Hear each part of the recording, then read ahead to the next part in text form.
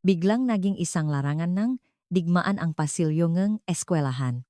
Dose-dose ng mga estudyante ang nagpipigil ng kanilang hininga habang nakatitik sa iisang lugar kung saan isang di kapani-paniwalang tanawin ang bumungat. Tatlong malalaking estudyante ang nakahandusay sa sahig umungol at hindi makatayo habang ang kanilang leader na si Brad ay napaatras dahil sa gulat. Impossible. May narinig na nanginginig na boses. Sa harap nila, isang binatang taga-silangan ang nakatayo humihingal, ngunit ang kanyang mamata ay hindi na tulad ng dati. Halos hindi mo na siya makilala bilang ang Pilipinong estudyante na laging nakayuko at hirap mag-Ingles. Sa likod niya isang takot na babaeng Amerikana ang nakatakip, sa kanyang bibig hindi makapaniwala sa nakikita. Ano nga ba ang nangyari, anong lihim ang itinatagong binatang ito na mukhang ordinaryo? Kung gusto ninyong malaman ang buong kwento sa likod ng kagilagilalas na pangyayaring ito, pindutin lamang ang subscribe button. Araw-araw kaming maghatid ng mabagong kwento tungkol sa manakatagong galing ng mataong mukhang ordinaryo. Ayaw nyo na rin ang notifications para hindi ninyo palampasin ang mga espesyal na kwento. Ngayon ibalik natin ang oras, ilang araw bago ang lahat ng ito. Sa araw kung saan nagsimula ang lahat. Sa isang pribadong high school sa Los Angeles. Lunes 7:30 ng umaga. Mabigat ang ngapaan ni Miguel Santos habang dumadaan sa gate ng eskwelahan. 16 na taong gulang, 3 buwan pa lamang mula nang dumating galing Pilipinas at bawat umaga ay parang isang giyera. Hindi pa rin lumalabas ng maayos ang Ingles sa kanyang bibig at hindi niya maintindihan ni isa man sa mga biro ng mga Amerikano. Hey look, andito na si Adobo Boy, isang boses mula sa kabilang dulo ng pasilyo. Na kunwari si Miguel na walang narinig yumuko at binilisan ang lakat. Alam na niya na mas magiging komplikado ang lahat kapag naktama ang kanilang mga mata. May lihim si Miguel na walang sinuman ang nakakaalam. O mas tamang sabihin isang lihim na parte ng kanyang nakaraan. Hanggang 1 taon na ang nakalipas, siya ang pambansang pambatong Pilipinas sa sikaran. Sa edad na 14 nanalo siya ng gintong medalya sa palarong pambansa. Sa edad na 15 silver medal sa ASEAN Junior Championships. Tinawa siyang media na sikaran prodigy at ang pangarap niyang manalo ng gintong medalya sa Olympics ay abot kamay na. Ngunit noong nakaraang tek-araw gumuho ang lahat sa isang iglap sa finals ng isang international tournament. Isang ilegal na sipa sa tuhod mula sa kalaban ang tuluyang pumilay sa kanya. Complete ligamenter ang naging diagnosis. Matagumpay ang operasyon ngunit malamig ang boses ng doktor nang sabihin nitong mahihirapan ka nang bumalik sa pagiging atleta. May panganib na bumalik ang injury kung pipilitin mo ang tuhod mo. Sa isang salitang iyon gumuho ang lahat ng kanyang pangarap. Para sa isang binatang ang buong buhay ay umikot sa sikaran, ang pagkawala nito ay parang kamatayan na rin. Hindi na matiis ang kanyang mga magulang na makita siyang ganoon, kaya iminungkahi nila ang pag-aral sa Amerika. Para makahanap kang bagong pangarap sa bagong kapaligiran, sabi nila. Pero alam ni Miguel ang totoo. Isa itong pagtakas. Pagtakas mula sa sarili niyang kabiguan mula sa mga pangarap na nawasak. Kaya heto siya ngayon sa Los Angeles. Mabait ang kanyang host family pero iba pa rin sila. Sa eskwelahan isa lang siyang taga-silangang hindi marunong mag-Ingles. Sa Pilipinas kilala siyang lahat bilang isang kampeon. Pero dito isa lang siyang nobody. Napabuntong hininga si Miguel habang kinukuha ang kanyang mga libro mula sa locker. Ganito na naman siguro ang araw na ito. Sa klase makikipagbuno, siya sa Ingles na hindi niya maintindihan. Sa tanghalian kakain siyang mag-isa ang baon niyang pandesal sa isang sulok. Pagkatapos ng klase pupunta siya sa library para makipagbuno sa homework bago umuwi. Hey Jungle Boy, napatinggala si Miguel sa biglaang boses. Si Brad Anderson, ang numero 1 tao na dapat iwasan sa eskwelahan. 17 anyos pero pang adulto, ang pangangatawan. Ang mas nakakatakot pa may sismis na may koneksyon siya sa isang totoong gang, punong tattoo ang kanyang braso at may kadena sa kanyang lik. Ngumisi si Brett habang papalapit at likas na napaatras si Miguel. Sa likod niya ay ang 3 o 4 niyang alipores, lahat ay mukhang basagulero. Ginawa mo ba yung math homework natin? Tumango si Miguel. Inilahat ni Brett ang kanyang kamay. Nangingini ang kamay ni Miguel na kinuha ang homework mula sa kanyang bag at ibinigay ito. Mga 3 beses sa isang linggo nangyayari ito. Ayaw na niyang isipin kung ano ang mangyayari kung tatanggi siya. Good boy. Talaga ngang sa pag-aralang magaling ang makatulad niyo, sabi ni Brett. Nagtawanan ang grupo niya habang naglalakad palayo. Muling yumuko si Miguel. Kung makikita lang siyang mataong nakakakilala sa kanya sa Pilipinas, hindi sila maniniwala. Ang kinatatakutang bilis ng sipa ni Miguel Santos ngayon inaagawan lang homework nga buli sa eskwelahan. Pero hindi na kayang lumaban ni Miguel. O mas tamang sabihin ayaw na niyang lumaban. Ang sikaran na dati niyang ipinagmamalaking sandata ay isa na lang masakit na paalala ng kanyang nga sugat at kabiguan. Tumunok ang bell para sa unang klase. Naglakad si Miguel papunta sa kanyang classroom. Habang naglalakad sa pasilyo, may naramdaman siyang nakatingin. Nang lumingon siya, nakita niya ang isang babaeng estudyante na nakatayo sa may pintuan ng library. Isang babaeng Amerikana na may malalaking salamin, nakasuot ng simpleng plaid suit at kupas na maong, si Olivia Hemingway. Kaklase niya, pero ni minsan ay hindi pa sila nag-usap. Mukhang wala rin siyang kaibigan dahil palagi siyang mag-isa sa library o nagbabasa sa isang sulok. Minsan nakikita niya itong tinutuksong grupo ni Brett, tinatawag na bookworm o nerd. Saglit na nagtama ang kanilang mamata pero pareho silang umiwas. Alam nila sa isa't isa na pareho ang kanilang kalagayan, pero walang sinuman ang may lakas ng loob na unang lumapit. Pumasok si Miguel sa classroom at umupo sa pinakalikot. Nagsimula na ang klase sa Ingles, pero kalahati lang ng sinasabi ng guro ang naiintindihan niya. Kinokopya na lang niya ang nakasulat sa pisara. Sa labas ngang bintana nakakasilaw ang sikat ng araw ngang California. Siguro nagsisimula ng lumamig sa Pilipinas, ngayon naisip niya. Naramdaman niya ang matinding pangungulila. Ang maaraw na nakpapawis siya sa training hall, ang mga araw na isinasabit ang medalya sa kanyang lik habang nakangiti. Pero hindi nababalik ang mga araw na iyon. Ang bahagyang kirot sa kanyang tuhod ang nagpapaalala sa kanya ng katotohanan iyon. Hanggang ngayon sumasakit pa rin ito kapag umulan. Sabi ng doktor, wala namang magiging problema sa pang-araw-araw na pamumuhay, pero alam ni Miguel ang totoo.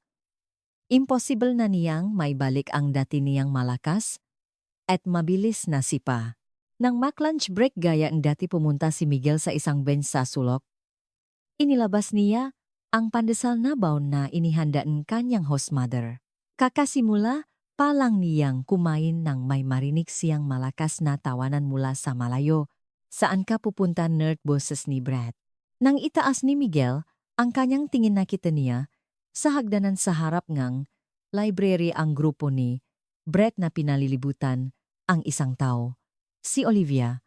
Mahigpit niyang yakap ang ilang libro sa kanyang dibdib habang sinusubukang dumaan, pero hinarangan siyang isa sa makasama ni Brett. Si Tyler na kasing laki ni Brett at puno rin ng tattoo ang braso. May sasabihin daw sa iyo, si Brett. Napaatras si Olivia at pabulong na sinabi, kailangan ko nang pumunta sa klase. Klase lunch break ngayon. Anong klase? Tumawa si Brett habang papalapit.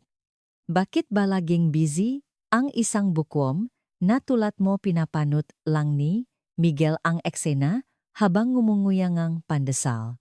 Naawa siya pero wala siyang magawa. Ano naman ang mababago kung makikialam siya? Baka siya pa ang mababalingan. Inagaw ni Brett ang isa sa mga libro ni Olivia.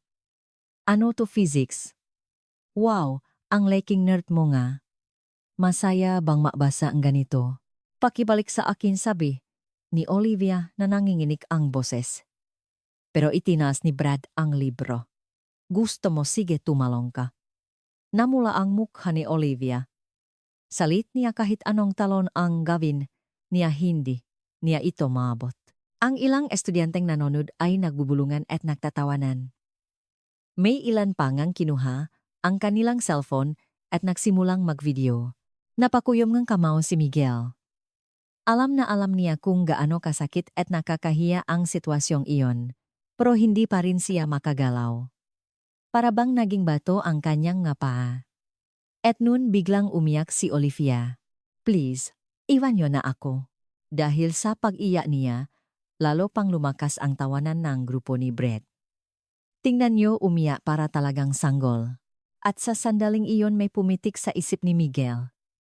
Ang itsura ni Olivia ay nagpaalala sa kanya ng sarili niya 1 taon na ang nakalipas. Ang sarili niyang umiyak sa kama ng ospital matapos ma-injury. Ang sarili niyang nawalan niya lahat at puno niya desperasyon. Walang tumulong sa kanya. Kinailangan niyang harapin ang lahat ng mag-isa. Inilapa ni Miguel ang kanyang pandesal at dahan-dahang tumayo. Kusa nang gumalaw ang kanyang mapa, may bumubulong sa isip niya na huwag kang makialam, mapapahamak ka lang, pero ang katawan niya ay naglalakat na papunta sa hagdanan ng library. Tama na yan. Mahina ang boses ni Miguel, pero sapat na iyon para makuha ang atensyon ng lahat. Lumingon si Brad at tiningnan siya sabay ngumisi. Oh, it's Adobo Boy. Anong kailangan mo, gusto mo ring sumali? Nanginginig ang boses ni Miguel. Pwede bang tigilan niyo na umiyak na yung babae? Sandaling tumahimik. At pagkatapos ay isang malakas na hagigikan. Ano, inutusan mo ba ako? Binitawan ni Brett ang libro ni Olivia at lumapit kay Miguel. Isang talunan na tulad mo. Lumapit ang mukha ni Brett sa mukha ni Miguel. Amoy sigarilyo at marijuana. Sinubukan ni Miguel na umatras pero hindi na makagalaw ang kanyang nga paa. Hirap ka na ngang mag-Ingles, gusto mo pang magpakahero. Pinalibutan si Miguel. Nam nga kasama ni Brett. Wala na siyang matatakbuhan. Ang puso ni Miguel ay kumakabo na, parang mababaliw. Sumasakit ang kanyang tuhod at bumabalik ang bangungot ng nakaraang taon. Sumagot ka, sino ka sa akala mo? Para utusan ako, tinusok ni Brett ang dibdib ni Miguel gamit ang kanyang daliri. 1, 2, 3. Pabigat ng pabigat. Tahimik lang na chinisis ni Miguel, pero patuloy ang pang-asa ni Brad. Alam mo, lahat ng kababayan mo maduwak. Kaya nga ginagawa nyo na lang homework namin, di ba? Sumingit si Tyla. Inapo raw ng mga mandirigma pero hindi man lang lumalaban kapag sinasaktan. Nakakatawa. Sunod-sunod na masasakit na salita ang ibinato sa kanya pero nakayuko lang si Miguel. Noon umiyak na sinabi ni Olivia, "Please stop," tinutulungan niya lang. Ako, lumingon si Brett kay Olivia. Ano pinagtatanggol mo siya ngayon kayo? Nababagay nga kayo matalunan. Dahil sa sinabing iyon, muling natawanan ang nga nanonood at namula ang mukha ni Miguel. Malakas na itinula ni Brett ang balikat ni Miguel. Umalis ka na. Sa susunod na makialam ka sa ospital ka napupulutin. Napasuray si Miguel habang ang grupo ni Brett ay naglalakat palayo nagtatawanan. Ang mananonood ay unti-unti na ring nagsialisan. Sa hagdanan ng library tanging si Miguel at Olivia na lang ang naiwan. Pinulot ni Olivia ang kanyang mga libro. Salamat, mahinang sabi niya. Tinulungan siya ni Miguel na magpulot. Wala yun. Hindi rin naman ako nakatulong ng malaki. Pero ikaw ang unang taong sumubo na tulungan ako. Itinaas ni Olivia ang kanyang salamin at tiningnan si Miguel. Namumakto ang kanyang mata sa kayak. I'm Olivia. Olivia Hemingway. Miguel. Miguel Santos. Miggy na lang. Nakatayo lang sila ron, hindi alam ang sasabihin hanggang sa unang nagsalita si Olivia. Kung okay lang sa'yo, gusto mo bang sabay tayong mag-lunch? Palagi rin kasi akong mag-isa. Nagulat na tiningnan siya ni Miguel. Ito ang unang beses na may nayaya sa kanya na maging kaibigan mula nang dumating siya sa Amerika. Sige. Bumalik sila sa bench kung saan nakaupo si Miguel. Inalok niya ang natitirang pandesal kay Olivia. Pandesal ang tawag? Dito. Pagkain sa Pilipinas. May nga na kumagat si Olivia at nanlaki ang nga mata. Wow! Ang sarap iba ang lasa nito. Habang pinaghahatian ang pandesal, unti-unti silang nag-usap. Pareho silang walang kaibigan. Mahirap ang buhay sa eskwelahan. Nakakatakot ang grupo ni Brett. Delikado talaga si Brett, pabulong na sabi ni Olivia. Totoo yung sismis na may koneksyon siya sa gang. Noong nakaraang buwan nakipag-away siya sa estudyante mula sa ibang eskwelahan at dumating pa ang pulis. Nagulat na nagtanong si Miguel bakit hindi siya na-kick out ang tatay ni Brett. May impluensa dito sa lugar namin. Malaki ang donasyon niya sa eskwelahan kaya hanggat walang malubhang nangyayari hindi siya matatanggal. Napabuntong hininga si Olivia. Gusto ko lang namang makatapos ng tahimik. Pangarap kong makapasok sa magandang universidad at mag-aral. Anong gusto mong pag-aralan? Physics. Gusto kong pag-aralan ang tungkol sa kalawakan. Humanga si Miguel. Wow, ang galing. Masyadong mahirap para sa akin yan. Ikaw, Miggy, anong gusto mong gawin sa? Tanong na iyon natigilan si Miguel. Kung 1 taon lang ang nakalipas hindi, siya mag-atubiling sumagot manalo ng gintong medalya sa Olympic sa sikaran. Hindi ko pa alam. Hinahanap ko pa. Tumango si Olivia. Okay lang yan. Bata pa naman tayo. May oras pa para mahanap. Nausap sila hanggang sa tumunok ang bell. Sa unang pagkakataon sa mahabang panahon gumaan ang pakiramdam ni Miguel. Kahit na hirap siya sa Ingles, matiyaga siyang hinintay ni Olivia at sinikap na intindihin. Habang pabalik sa klase sinabi ni Olivia, pwede ba tayong ma-lunch ulit bukas o naman? Ngumiti si Olivia at kumaway habang paalis. Kumaway din pabalik si Miguel.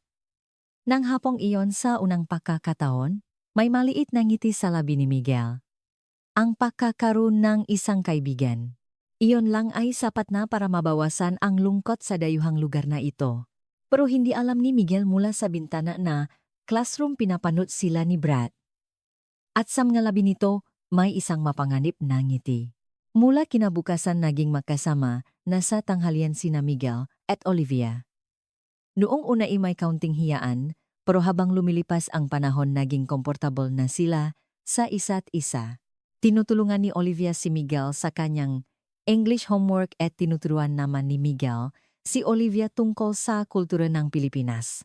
Nagbabahaginan sila ang pagkain, hindi lang pandesal kundi pati na rin iba pang pagkaing Pinoy tulad ng adobo flakes at tocino. 1 linggo ang lumipas ng payapa. Ngunit napapansin ni Miguel, napalala ng palala, ang ngatingin ng grupo ni Brett. Sa tuwing nakakasalubong, sila sa pasilyo ngingisi si Brett at ang mga kasama niya ay magbubulungan habang nakaturo kay Miguel. Oras na ng PE klase sa basketball, pero gaya ng dati nakaupo lang si Miguel sa bench. Dahil sa injury, sa tuhod halos, lahat ng klase sa PE ay observer lang siya. Ang toto kaya naman niya, ang mag-ehersisyo pero iniwasan niya ito. Kapag nag-ehersisyo kasi siya naalala niya ang sikaran at bumabalik lahat ng nawala sa kanya. Santos tumakbo-takbo ka naman diyan sigaw ang PE teacher. Pero itinuro lang ni Miguel ang kanyang tuhod at umiling. Napabuntong hininga ang guro at tumalikot na. At sa sandaling iyon 1 bola ng basketball ang malakas na tumama sa ulo ni Miguel. Biglang umikot ang kanyang paningin at muntik na siyang mahulog sa bench. Oops, sorry. My bad. Boses ni Brad, pero wala man lang bakas ng pagsisisi sa kanyang muha. Sa halip muha pa siyang natutuwa. Habang hawak ni Miguel ang kanyang ulo, lumapit si Brad at pinulot ang bola. Hey, are you okay? Ang hina mo naman. Naktawanan ang ilang estudyante. Walang sinabi si Miguel. Tiniis na lang niya. Pagkatapos ngipi, habang nagbibihis sa locker room, Lumapit si Brad kasama ang kanyang maalipores. Kayo na ba ni Olivia umiling, si Miguel? Hindi. Magkaibigan lang kami. Kaibigan huwag mo akong patawanin. Anong balak niyo magsama-sama ang natalunan sumingit si Tyler habang tumatawa. Nakakaawa silang tingnan. Ang nerd at si Adobo Boy, isinara ni Brad ng malakas ang pinto locker ni Miguel. Babalaan kita. Layuan mo si Olivia. May masamang mangyayari sa iyo kapag lumapit ka sa kanya. Isa iyong malinaw na hamon. Nagsimulang kumabog ng mabilis ang puso ni Miguel. Bakit ko naman gagawin yun? Hinawakan ni Brad ang kuwelyo ni Miguel. Dahil, sinabi ko, kailangan mo pa ba nga? Ibang dahilan gustong tanggalin ni Miguel ang kamay ni Brad? Pero hindi niya ginawa. Alam niyang ang karahasan ay magbubunga lang ng mas malaking karahasan. Binitawan siya ni Brad at nagbigay nga huling babala. Simula Lunes huwag ka nang lalapit kay Olivia, naintindihan mo. Umalis ang grupo ni Brett at naiwan si Miguel mag-isa sa harap ng kanyang locker. Paulit-ulit niyang kinuyom at binuksan ang kanyang nga kamao. Galit at kawalan nang magawa ang sabay niyang naramdaman. Pagkatapos ng klase nagkita sila ni Olivia sa library. Nagbabasa, ito libro sa physics, pero kumaway nang makita si Miguel. Migi dito. Nag-atubili si Miguel pero umupo pa rin siya sa tabi nito. Walang kamalay-malay masayang sinabi ni Olivia bukas Sabado. Kung may oras ka gusto kong pumunta sa bagong bukas na Filipino bookstore sa downtown. Kumirot ang dibdib ni Miguel. Ang kauna-unahan niyang kaibigan ay gustong makasama siya. Pero dahil sa banta ni Brett kailangan niyang tumanggi. Olivia. Bakit? Tiningnan ni Miguel ang mga inosenteng mata ni Olivia at hindi na niya masabi ang sasabihin. Paano niya ipapaliwana na binantaan siya ni Brad na hindi na sila pwedeng maging magkaibigan. Siga. Anong oras tayo makikita bukas iyon na lang ang nasabi ni Miguel. Hindi niya kayang makita ang malungkot na mukha ni Olivia.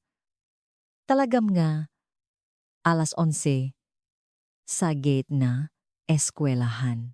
Nang gabing iyon hindi makatulog si Miguel. Paulit-ulit na tumatakbo sa isip niya ang banta ni Brett. Pero ang mas masakit ay ang pagkadismaya niya sa sarili. Siya na dating pinakamalakas sa Pilipinas, ngayon ay hindi man lang makalaban sa isang bully. Kinaumagahan ng Sabado maagang gumising si Miguel at tumingin sa salamin. Ang taong nasa salamin ay ibang-iba na sa itsura niya, 1 taon na ang nakalipas. Ang dating matipunong makalamnan ay nawala at ang kanyang nga mata ay walang buhay. Biglang naalala niya ang sinabi ng kanyang ama. Miguel, ang sikaran ay hindi lang basta sining ang pakikipaglaban. Ang puso na nagpoprotekta sa mahihina at nagtatanggol sa tamaiyan ang tunay na diwangang sikaran. Napakuyom ngang kamao si Miguel. Tama. Si Olivia ang nag-isa niyang kaibigan. Hindi niya pwedeng talikuran ang kaibigang iyon dahil lang kay Brett. Pagdating niya sa gate ng eskwelahan naghihintay na si Olivia. Iba ang suot niya ngayon, isang matingkat na bestida pero suot pa rin niya ang malaki niyang salamin. Sa hindi malamang dahilan mukha siyang cute. Ang aga mo? Oh, sobrang excited kasi ako. Interesado talaga ako sa kultura Pilipinas. Sumakay silang bus papuntang downtown. Walang tigil sa pakukwento si Olivia at napapangiti na lang si Miguel habang pinapanood siya. Pagdating sa Filipino bookstore manghang-mangha si Olivia sa kanyang nakikita. Mga librong nakasulat sa Tagalog, mga album at mga gamit na gawa sa Pilipinas. Wow, lahat ba ito ay nasa Filipino? Ang ganda ng mga letra. Tinuruan ni Miguel si Olivia ng ilang salitang Filipino at masigasig naman itong ginagaya. Olivia, tama ba ang galing mo? Umupo sila sa isang maliit na cafe sa loob ng bookstore at uminom sa. Biglang naging seryoso ang mukha ni Olivia. Mick, bakit salamat? Sa pagiging kaibigan ko, nagulat na tiningnan siya ni Miguel. Namula si Olivia habang nagpapatuloy. Ang totoo, wala akong kaibigan at sobrang lungkot ko. Lahat sila tingin sa akin kakaiba, isang bookworm na laging nag-aral. Pero ikaw, Miggy, pakiramdam ko tinitiknan mo ako bilang ako. Tumango si Miguel. Ako rin. Ikaw ang una kong naging kaibigan dito. Sa Amerika. Talaga o. Kaya. Salamat din. Nagtinginan sila at sabay na napangiti. Sa sandaling iyon parabang nawala ang lahat ng kanilang, alalahanin ang banta ni Brett ang pambubuli sa eskwelahan. Pero hindi alam ni Miguel sa kabilang kalsada kinukuhanan sila ng litrato ni Tyler gamit ang cellphone. At ang mga litratong iyon ay agad na ipinadala kay Brett. Sa buspawi sinabi ni Olivia sabay pa rin tayo maglalunche sa Lunes. Di ba nag-atubili sandali si Miguel bago sumagot? Unaman. Kumaway si Olivia habang bumababa ng bus at kumaway din pabalik si Miguel. Pagdating sa bahay humiga, si Miguel sa kanyang kwarto at tumitik sa kisame. Natatakot siya sa Lunes pero kasabay nito buo na ang kanyang desisyon. Hindi na siya tatakbo. Poprotektahan niya si Olivia. Nang gabing iyon sa unang pagkakataon sa mahabang panahon naksanay, si Miguel nga manggapangunahing anyo ngang sikaran. Tahimik at dahan-dahan sa loob ng kanyang kwarto. Sumakit ang kanyang tuhod pero kaya niyang tiisin. Hindi na kasing lakas ang dati ang kanyang nasipa pero naalala pa rin ng kanyang katawan. Dumating ang Lunes. Pagdating ni Miguel, sa eskwelahan may naramdaman siyang hindi maganda. Habang dumadaan, sa pasilyo na bubulungan, ang mga estudyante, habang nakatingin, sa kanya ang iba'y may hawak na cellphone. Pagdating niya sa kanyang locker natigilan siya, nakasulat sa pulang spray paint, "Dead Man." Tumusok sa mata ni Miguel ang maasalitang iyon. Ang mga estudyante sa paligid ay nausyoso, ang iba'y kumukuha pa ang litrato. Nangingini ang kamay na binuksan ni Miguel ang kanyang locker. Sa loob may isang pirasong papel na nakasulat huling babala. Kapag lumapit ka kay Olivia ngayon mangyayari sa iyo ang hindi mo inaasahan. Nilukot ni Miguel ang papel at isinilit sa kanyang bulsa. Higit sa galit takot ang una niyang naramdaman. Kung totungang may koneksyon si Brett sagang hindi, na ito isang simpleng biro. Sa unang klase iniwasan niya si Olivia. Kahit magtama ang kanilang mga mata sa pasilyo, umiwas siya. Kapag sinusubukan, nitong lumapit nagmamadali siyang pumunta sa banyo. Masakit sa puso niya ang nalilitong itsura ni Olivia, pero wala siyang magawa. Dumating ang tanghalian. Nagtago si Miguel sa ibang lugar pero hinanap siya ni Olivia. "Miggy, andito ka lang pala. Bakit mo ako iniwasan?" Hindi makasagot si Miguel. "May problema ba? May nagawa ba akong masama?" na alalang tanong ni Olivia. "Wala, yun lang." At sa sandaling iyon, "O andito lang pala kayo?" Narinig nila ang boses ni Brett, siya at ang apat niyang kasama. Si Tyler Marcus Jake at isang bagong muka na mas malaki ang katawan at punong tattoo. Ngumisi si Brett. "Binalaan na. Kita pero matigas talaga ang ulo mo. Gusto mo na bang mamatay?" na gulat na. Nagtanong si Olivia, "Anong ibig mong sabihin hindi sinunod ng boyfriend mo ang babala namin?" sabi ni Tyler. "Hindi ko siya boyfriend," paktanggi ni Olivia pero walang nakinig. Hinawakan ni Brett ang kwelyo ni Miguel. "Halika sa labas. Tatapusin na natin to." Hindi na nakapalag si Miguel. Pinalibutan siyang grupo at dinala sa parking lot sa likod na eskwelahan. Sumunod si Olivia takot na takot, walang tao sa parking lot. Oras eng tanghalian kaya walang guro at dead spot ito eng CCTV.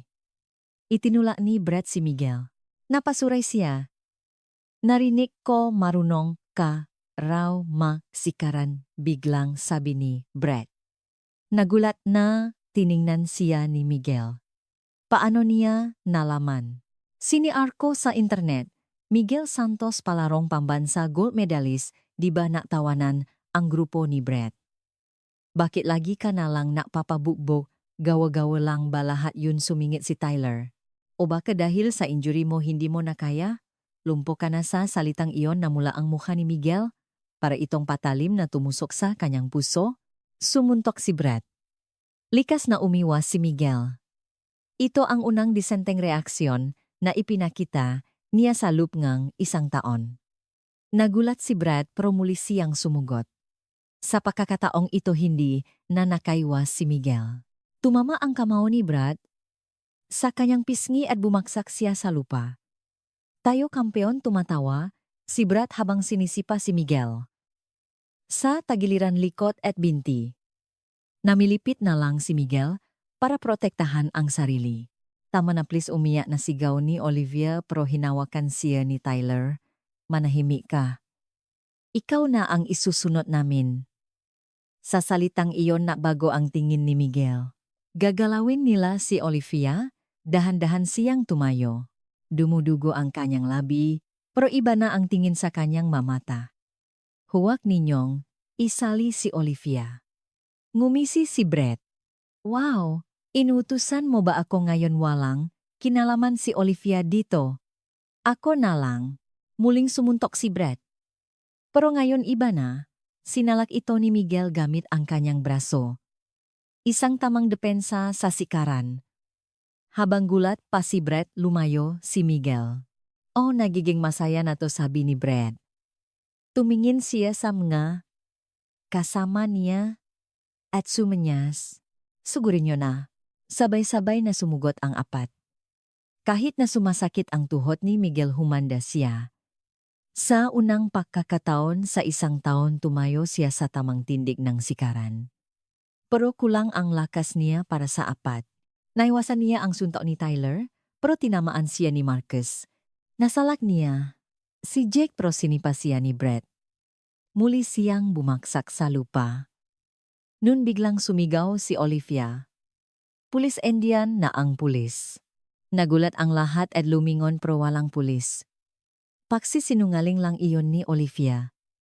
Pero ang maikling sandaling iyon ay nagbigay ng pagkakataon kay Miguel. Mabilis siyang tumayo at sinikaran ang mga paa ni Brett. Isang leg sweep. Nawalan ng balanse si Brett at bumagsak. Mabilis na tumakbo si Miguel papunta kay Olivia. Tumakbo silang dalawa. Pero agad silang hinabol ni grupo ni Brett. Huminto kayo, papatayin ko kayo. Nang subukan nilang pumasok sa gusali ng eskwelahan, nakasara ang pinto. Nakalimutan nilang isinasara pala ang back door tuwing tanghalian. Napilitan silang bumalik sa parking lot. Pinalibutan sila ng grupo ni Brett. Ito na talaga ang katapusan nyo.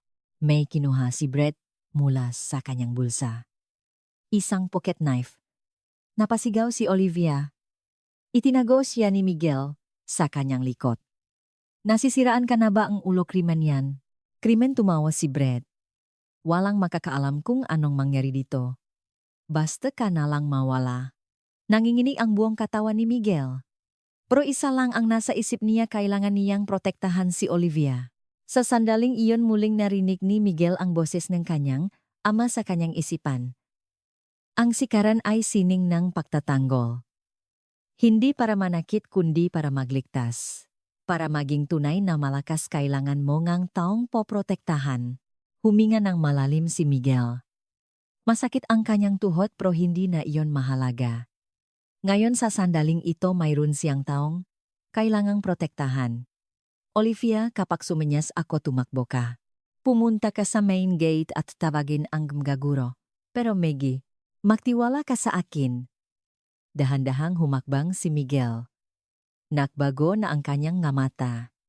Hindi na siya ang takot na transfer student. Bumalik na ang matalas na tingin na ipinakita niya sa malaban 1 taon na ang nakalipas. Isang tanong, sabi ni Miguel. Talaga bang gagamitin mo yang kutsilyo ipinakita ni Brett? Ang kutsilyo. Ano, natatakot ka? Hindi. Ayoko lang makitang makulong ka. Sa kalmadong boses na iyon sandaling natigilan si Brett. Nagpatuloy si Miguel, walang armas. Isa laban sa isa. Kung matalo ako, gawin mo ang gusto mo. Pero kapag nanalo ako, iwan mo na kami ni Olivia ng tuluyan, naktawanan ang grupo ni Brett. Ikaw mag-isa laban sa aming apat. Hindi. Ikaw lang. Brett Anderson. Ikaw lang. Isa iyong hamon. Sinaktan niya ang ego ni Brett. Sa harap ngang, kanyang makasama hindi siya pwedeng tumanggi. Nangyali ang mga anggipan ni Brad at itinago ang kutsilyo. Siege. Pero kapag natalo, kita pagsisisihan mo to. Natapatan silang dalawa. Dahan-dahang inayos ni Miguel ang kanyang tindig. Ang fighting stance ng sikaran.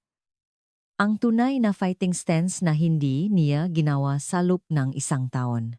Sa sandaling iyon parabang nawala ang lahat ng ingay sa paligid. Ang hangin sa parking lot ay tila naging mabigat. Unang sumugot si Brett.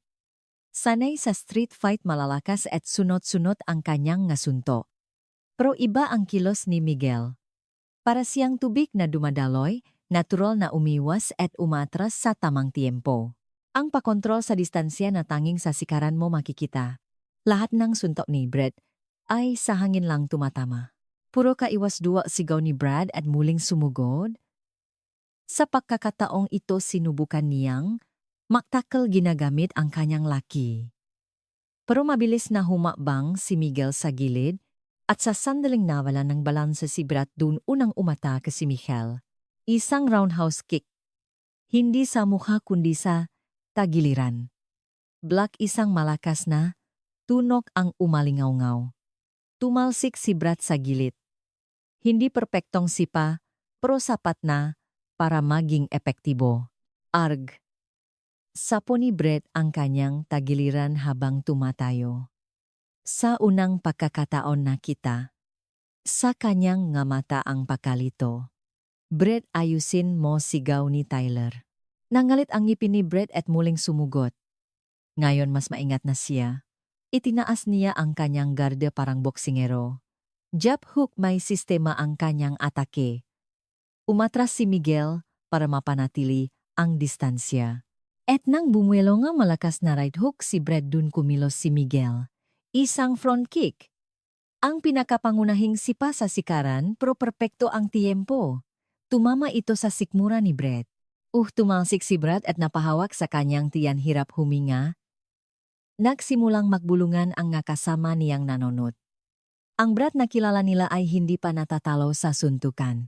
Bibiro ka ba, seryosohin mo, sigaw ni Marcus. Pero alam na ni Brett ngayon, hindi ordinaryo si Miguel. Kalma dong. Sinabi ni Miguel. Tama na. Masasaktan ka lang lalo. Ang salitang iyon ang tuluyang sumira sa ego ni Brett. Naalala ka sa akin muling kinuha ni Brett ang kutsilyo mula sa kanyang bulsa. Wala ng rules na pasigaw, si Olivia. Naging matigas ang mukha ni Miguel. Sumugot si Brett habang iwinawasiwas ang kutsilyo. Hindi na ito biro. Totong panganib na ito. Desperadong umiwas si Miguel. 1, 2, 3. At nadaplisan ng kutsilyo ang kanyang braso. Napunit ang kanyang damit at nagsimulang dumugo. Migi, umiyak na sigaw ni Olivia. At sa sandaling iyon tuluyan nang nabago ang nga mata ni Miguel. Wala nang dahilan para maktimpi. Kung may armas na ang kalaban, self-defense na ito. Nang muling iwas-iwas ni Brett ang kutsilyo, kumilos si Miguel. Para bang bumagal ang oras. Eksaktong nahawakan ni Miguel ang pulso ni Brett. At habang umikot ipinilipit niya ang braso nito. Isang pangunahing teknik sa pag-agaw ng armas, pro kapag galing sa isang pambansang atleta, ibang-iba ang epekto. Nahulog ang kutsilyo sa lupa. At dun lumabas ang tunay na galing ni Miguel. Isang spinning hook kick.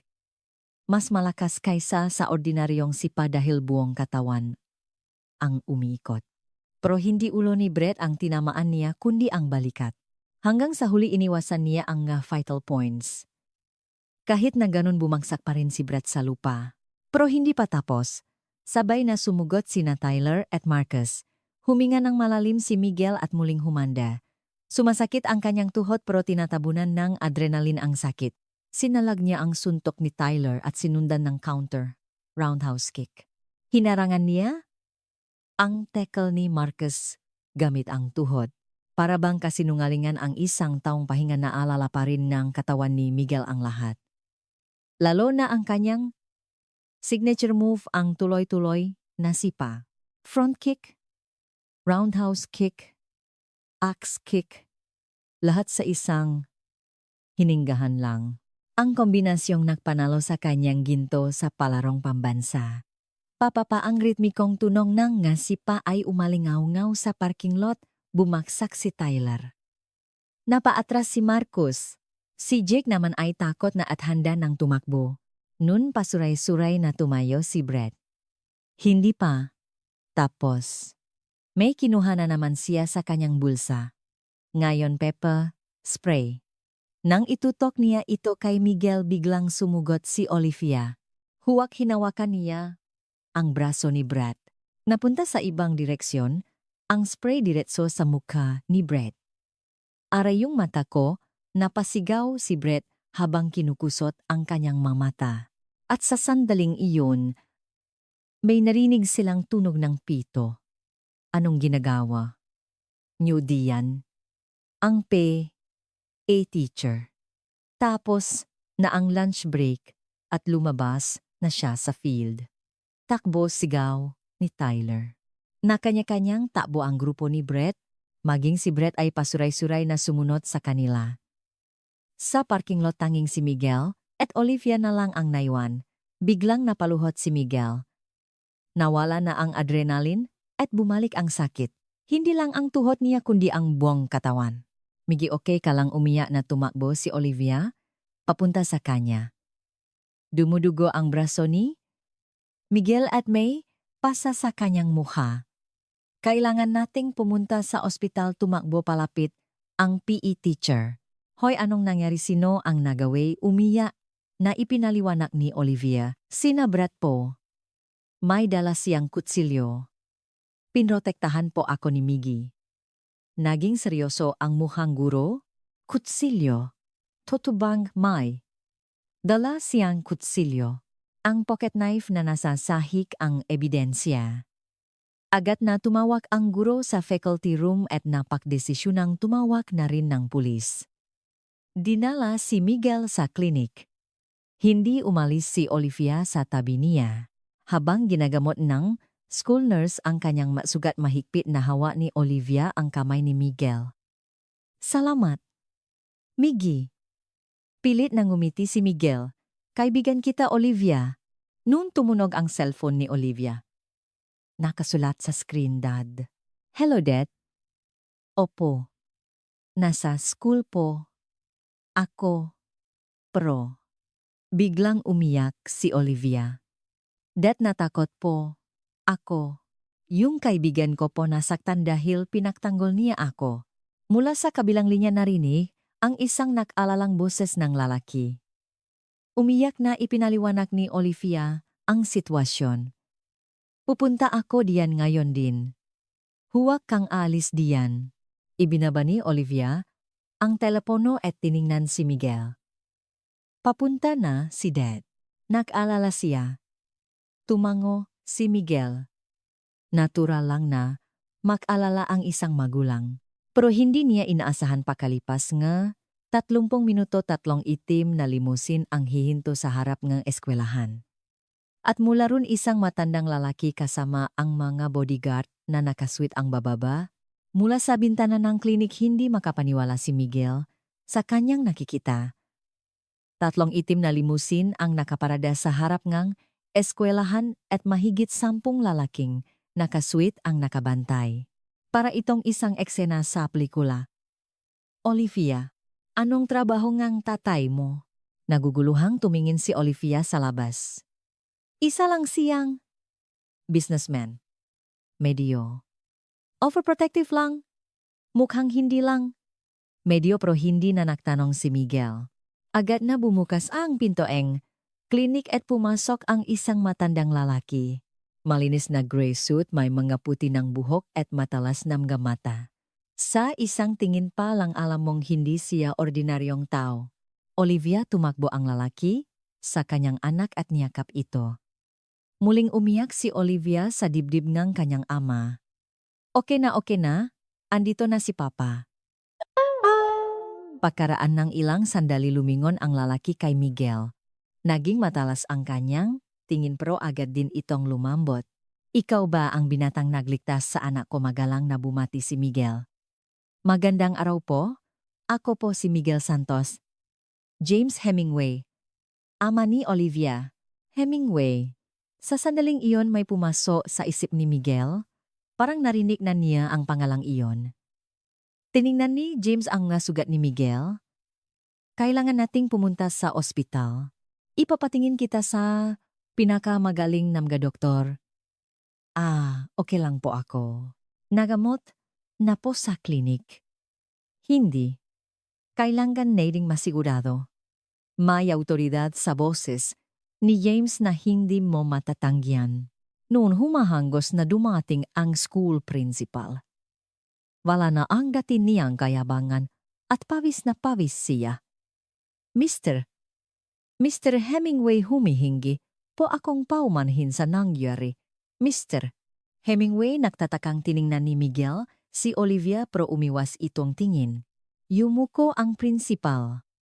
Isang estudyanteng nagngangalang Brett Anderson po ang may kagagawan. Agad po naming siyang parurusahan. May dala raw siyang kutsilyo, malamig na sabi ni James. Opo. Naireport na po namin sa pulis. Hindi po namin ito palalampasin. Matalas na tinitigan ni James ang principal. Bakit may ganung kadelikadong estudyante pa rin sa eskwelahang ito? Narinig ko matagal nang binubuling batang iyon si Olivia.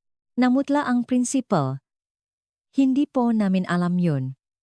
Patawad po. Hindi ninyo alam. Narinig ang galit sa boses ni James. Araw-araw na binubuli ang anak ko. Pero hindi alam ng eskwelahan.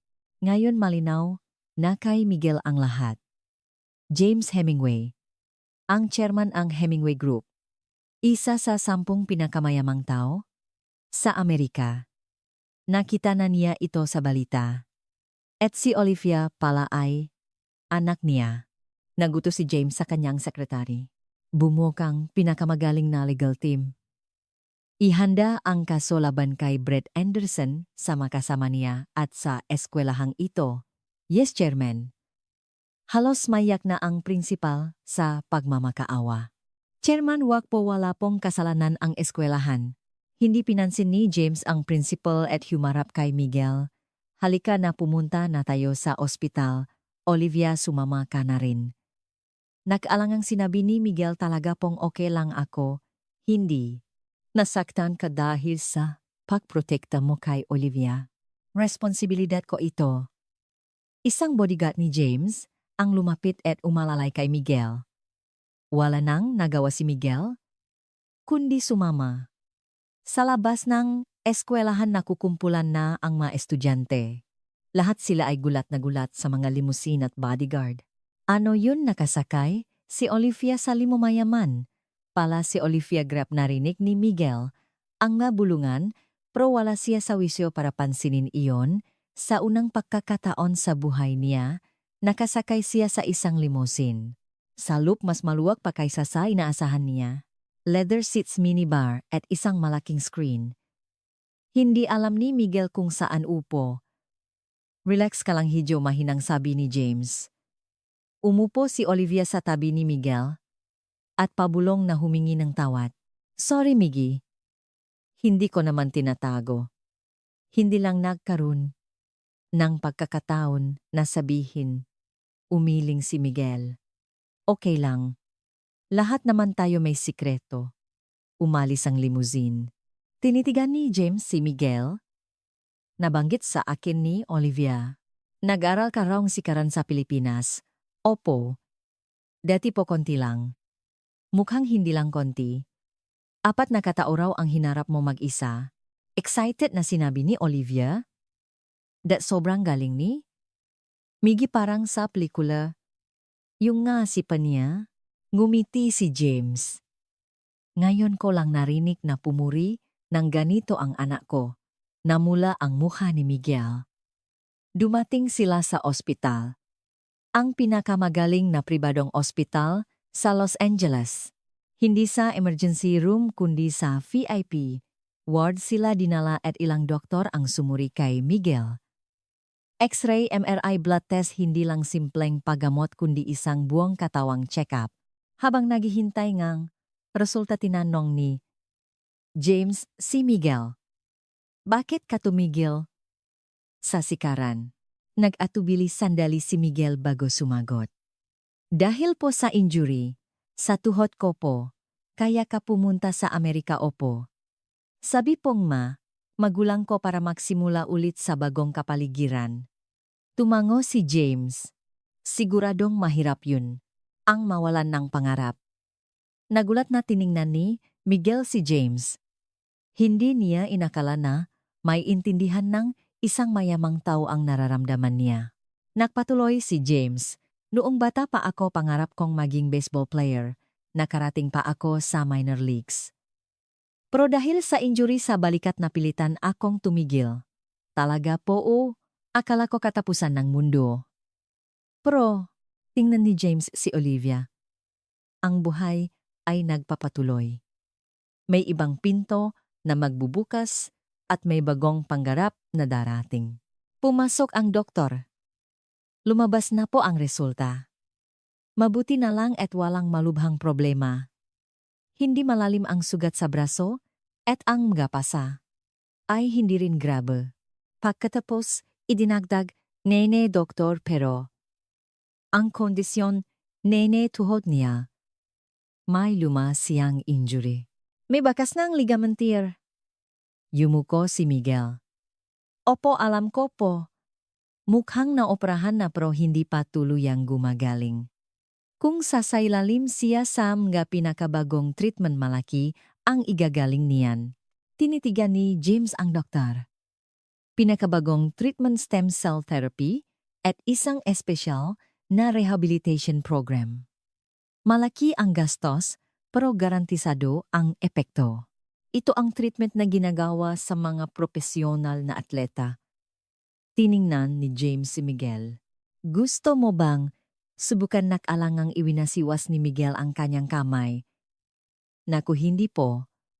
Masyadong mahal at hindi ko po kayang tanggapin. Bakit hindi isipin mo na lang na ito ang pasasalamat ko sa pagligtas mo kay Olivia? Ginawa ko lang po ang tama. Hindi na po kailangan ng pasasalamat. Seryosong sinabi ni James Miggy iyang bagay na sinasabi mong tama, lang hindi lahat ng tao ay kayang gawin. Lalo na sa edad mo na harapin ang isang taong may kutsilyo para protektahan ang isang kaibigan. Hinawakan ni Olivia ang kamay ni Miguel. Miggy, tanggapin mo na please, baka makabalik ka pa sa sikaran. Naluha si Miguel. Ang makabalik sa sikaran. Isang pangarap na isinuko na niya. Ngumiti si James. May isang kondisyon. Kinabahang tiningnan siya ni Miguel. Kapag gumaling ka na maging bodyguard ka ni Olivia at guro niya sa sikaran. Siyempre may sweldo? Bodyguard po Pinatunayan mo na ngayon na kaya mong protektahan si Olivia. Masayang sinabi ni Olivia gusto kong mag-aral ngang sikaran kay Miggy. Hindi makapaniwalang tiningnan ni Miguel ang dalawa. Totoo ba ito ang buhay? Niya sa Amerika na punong kabiguan at pagsuko ay biglang nakaroon ng bagong pag-asa. Nang gabing iyon nakahiga si Miguel sa kanyang kwarto nakatitik sa kisame. Paulit-ulit na tumatakbo sa isip niya ang alok ni James Hemingway. Ang papagamot ang pagiging bodyguard ni Olivia at ang paasa na makabalik sa sikaran, masyadong maganda para maging totoo. Tumuno ang kanyang cellphone, ang kanyang ina mula sa Pilipinas. Miguel, ana okay ka lang ba tumawag ang eskwelahan? Sinubukan ni Miguel na pakalmahin ang kanyang ina. Okay lang po ako, Nay. Maliit na uwi lang po. Wala pong malubhang nangyari. Sigurado ka? Opo, sigurado po. Pagkatapos ng tawag napabuntong hininga si Miguel. Masyadong komplikado para ipaliwanag ang lahat ng nangyari sa kanyang mamagulang. Kinaumagahan magulo ang eskwelahan. Kumalat ang balita na sina Brett Anderson at ang kanyang magkakasama ay sinuspinde at iniimbestigahan ng pulis.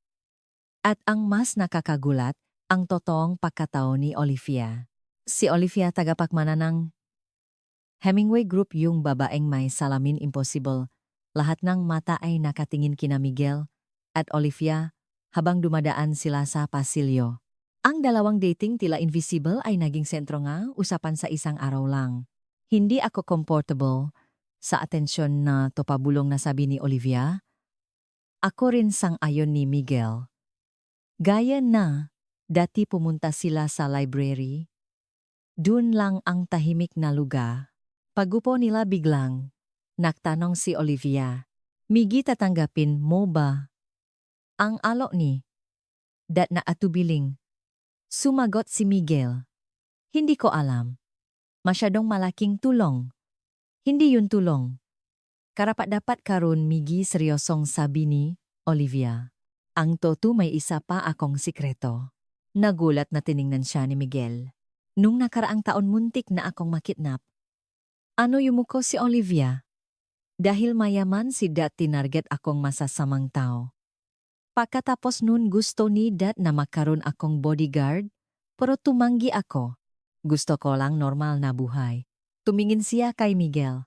Pero kahapon binago mo ang isip ko, kung ang bodyguard ko ay tulad mo, isang kaibigan, pakiramdam ko magiging okay ako. Natinag ang puso ni Miguel. Noon bumukas ang pintong library at pumasok ang isang hindi inaasahang tao. Kasama ng principal, isang lalaking taga-silangan na malinis ang suot, na suot at matalas ang itsura. Miguel Santos. Tumayo si Miguel. Opo. Inilahat ng lalaki ang isang business card. Stephen Velasco, head coach ng USA National Karate Team. Pinapunta ako ni Mr. Hemingway. Gusto niyang personal na makita ang galing mo. Naguluhan si Miguel. Ang haling ko po. Oh. Sabi niya bago kaniya opisyal na ay sponsor, kailangan ng tamang evaluation. By the way, ako ang 2008 Los Angeles Olympics gold medalist. At kasalukuyang coach ng US team. Nanlaki ang mga mata ni Miguel. Stephen Velasco, isang Filipino-American na naging alamat sa panalo ng ginto sa Olympics. Halika, pumunta tayo sa gym. Darating din si Mr. Hemingway. Tiningnan ni Miguel si Olivia. Tumango ito bilang pag-engganyo. Pagdating sa gym, may nakalatag ng mga banig. Nakatayo roon si James Hemingway, kasama ang kanyang mga sekretary at isa pang tao. Miguel, andito ka na pala. Itinuro ni James ang katabing lalaki. Ito, si Dr. Reyes Pinuno, ang aming medical team. Pilipino rin siya. Isang matandang doktor na Pilipino ang bumati. Kumusta? Andito ako para suriin ang kondisyon ng tuhod mo. Habang sinusuri ka, lumabas si Stephen Velasco na nakasuot ng dobok. Sige, magsimula na tayo sa warm-up. Nagbihis si Miguel at tumayo sa banig. Kakaibang pakiramdam ang muling makatapak sa isang tunay na banig. Habang nag-inat siya, matalas siyang inoobserbahan ni Stephen Velasco. Maganda ang postura mo. Matibay ang pundasyon. Subukan mong sumipa. Sunod-sunod na. Ipinakita ni Miguel ang front kick, roundhouse kick at side kick. Sumakit ang kanyang tuhod pero tiniis niya. Tumango si Stephen Velasco. Perpekto ang porma. Pero kulang sa lakas kumpara dati. Dahil sa tuhod mo hindi mayos ang paglipat mong bigat. Yumuko si Miguel. Opo, hindi na po tulad ng dati. Subukan mong sipain ang mitts. Hinawakan ni Stephen Velasco ang mitts. Sumipa si Miguel. Paumalingaw-ngaw ang tuno sa buong gym. Unti-anting naging seryoso ang mukha ni Stephen. May talento. Hindi higit pa sa talento ang ganitong teknik. Lumingon siya kay James. Chairman, hindi lang basta magaling ang batang ito. Isa siyang elite athlete. Lumapit si Dr. Reyes at sinuri ang tuhod ni Miguel.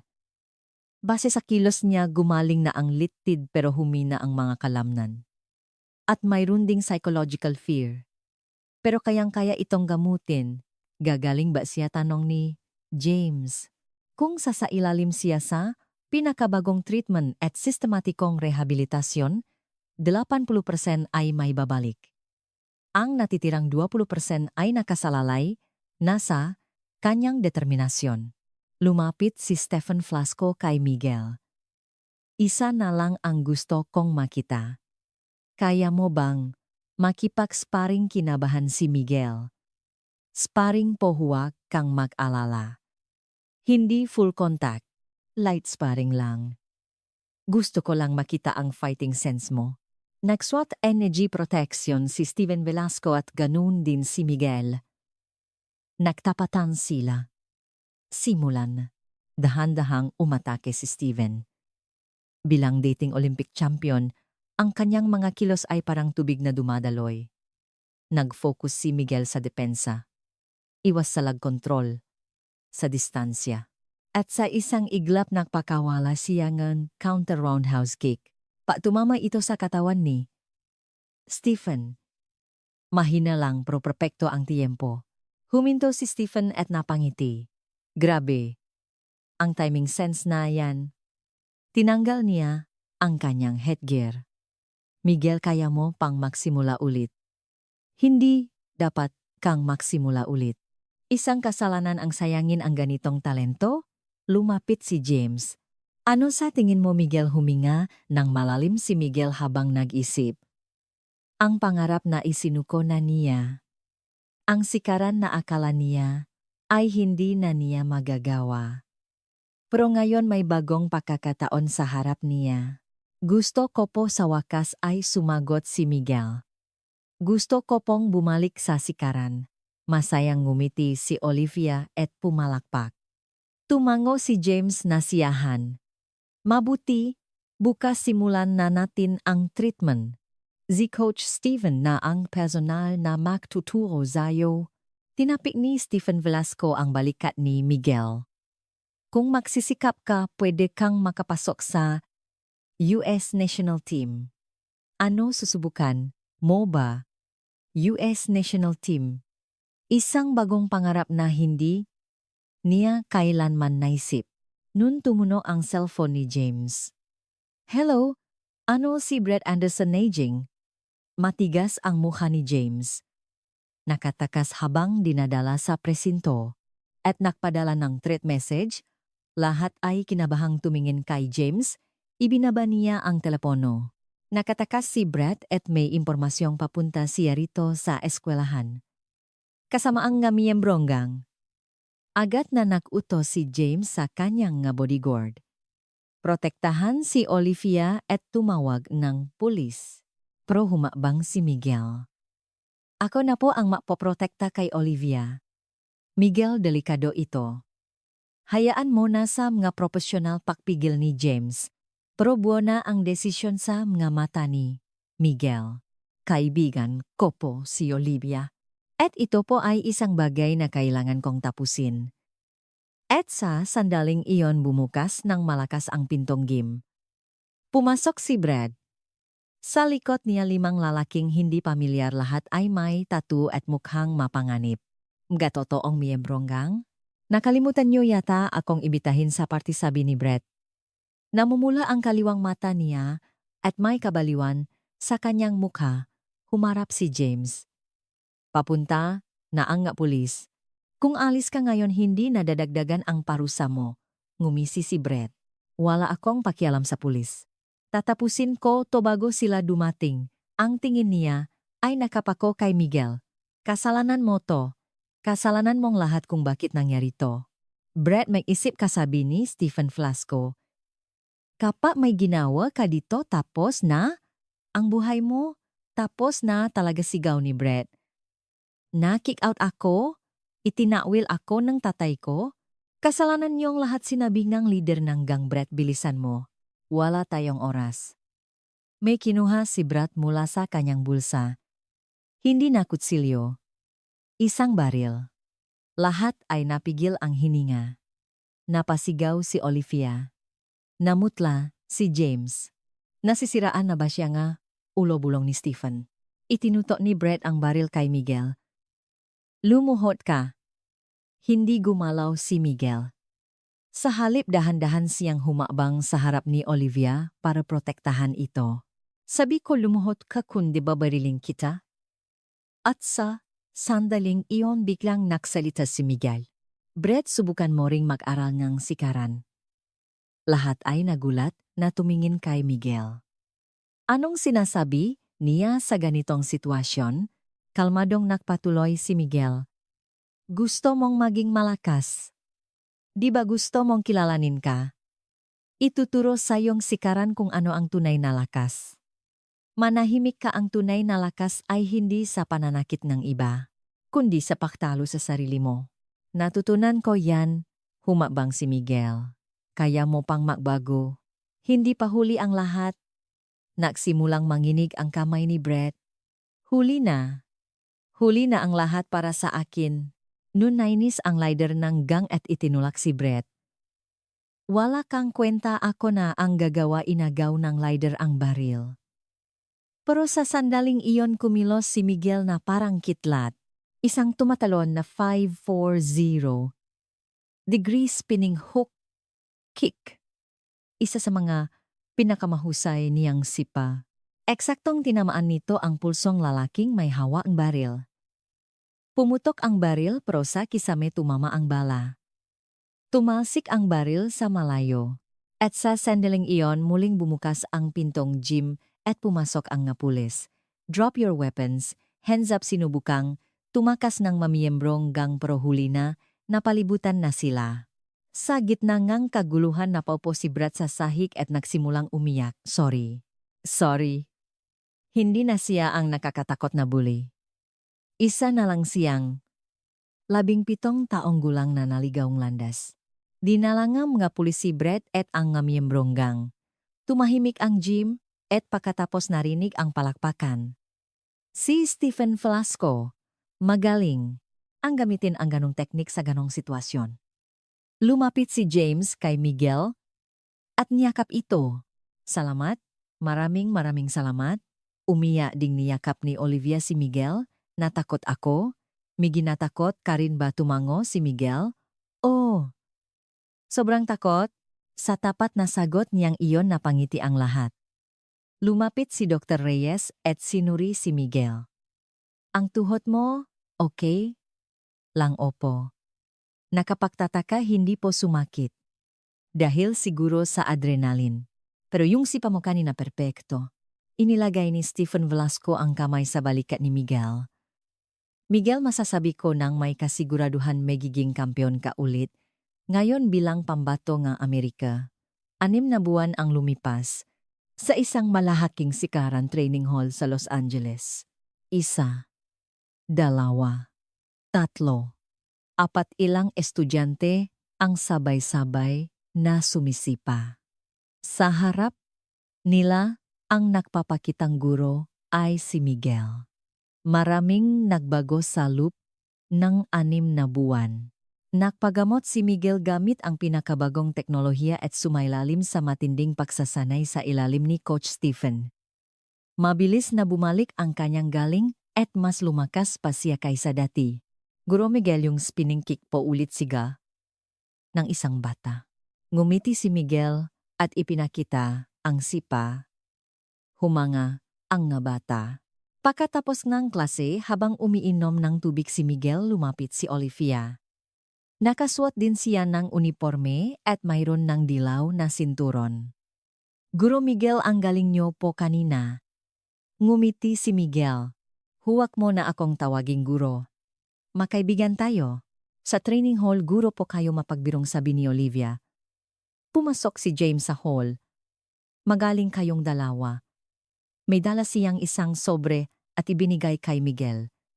Ano po ito, buksan mo? Binuksan ni Miguel ang sobre. Sa loob isang opisyal na dokumento. Isang imbitasyon sa USA National Sikaran Team Selections. Nanlaki ang mata ni Miguel. Ito na. Lumabas si Stephen Velasco mula sa likod. Ako ang nagrekomenda sa'yo. Sapat na ang galing mo. Sa susunod na buwan na yan, handa ka na ba? Mahigpit na hinawakan ni Miguel ang imbitasyon at tumango. Opo. Handa na po ako, sinabi ni James at isa pa. Ang aming Hemingway Group ay opisyal ka ng sponsor. Tuition training expenses, lahat sasagutin namin. Salamat po, maraming salamat. Hinawakan ni Olivia ang braso ni Miguel. Congratulations, Miggy, siguraduhin mong makakapasok ka sa national team. Tumingin si Miguel sa salamin sa pader ngang training hall. Ang taong nasa salamin ay ibang-iba na. May kumpiyansa, nasa kanyang nga mata, at matikas na ang kanyang tindig. At higit sa lahat hindi na siya nag-iisa. Mayroon siyang isang mahalagang kaibigan na si Olivia at mga maasahang taga-suporta tulad nina James at Coach Stephen. Nang gabing iyon nag-video call si Miguel sa kanyang mga magulang sa Pilipinas. Nay tay, sasali po ako sa US National Team Selections. Sa kabilang screen umiyak ang kanyang mga magulang. Mga luhang kagalakan. Anak, sobrang proud kami sa'yo. Pagkatapos ng tawag, umakyat si Miguel sa rooftop ng training hall. Sa harap niya, ang mga ila ng Los Angeles. Ang lugar na ito na tinakasan niya isang taon na ang nakalipas dahil sa kabiguan ay isa ng pangalawang tahanan kung saan niya itatayo ang kanyang mabagong pangarap. Miggy, narinig niya ang tawag ni Olivia mula sa ibaba. Nagyaya si Dad kumain nagpa-reserve na siya sa isang Filipino restaurant. Ngumiti si Miguel. Pababa na, habang bumababang ang hakdan naisip ni Miguel talagang hindi mo mahuhulaan ang buhay. Isang bagong simula na natakpuan sa dulo ng kabiguan. Isang pangalawang pagkakataon na mas naging espesyal dahil hindi na siya nag-isa. At pagkalipas ng ilang buwan, isang headline ang lumabas sa mga balita sa buong Amerika. Filipino-American, teen youngest ever to be selected for as National Martial Arts Team Hemingway Group to provide full sponsorship. Sa artikulo may isang litrato ni na Miguel at Olivia makasamang nakangiti. At sa ilalim ngang litrato isang pangungusap, minsan isang matapang na hakbang lang ang kailangan para baguhin ang takbo ngang buhay.